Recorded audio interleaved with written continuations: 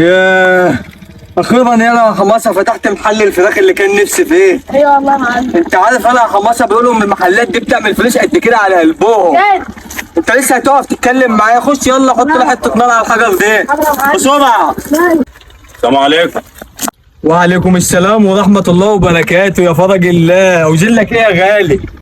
لا والله بتاع ضوايب يا معلم. انت بتاكل البط والفراخ اللي عندك ده ايه؟ ولا يا حماسه لا يا معلم. احنا هلا بناكل الفراخ والبط ده ايه؟ بص يا معلم فين؟ اهو شفت بناكله رز. رز؟ هو في حد يلاقي رز عشان تاكل البط والفراخ رز؟ اكتب يا ابني 500 جنيه غرامه يا ابني على الراجل ده. لا حول الله يا رب، 500 جنيه على الصبح؟ قول يا عم من وشي، انت وشك فار. اجيب واحد حسين يا معلم. 500 جنيه احنا لسه عاملين حاجه؟ السلام عليكم. وعليكم السلام ورحمه الله وبركاته. في ايه يا عم انت مستقصدني؟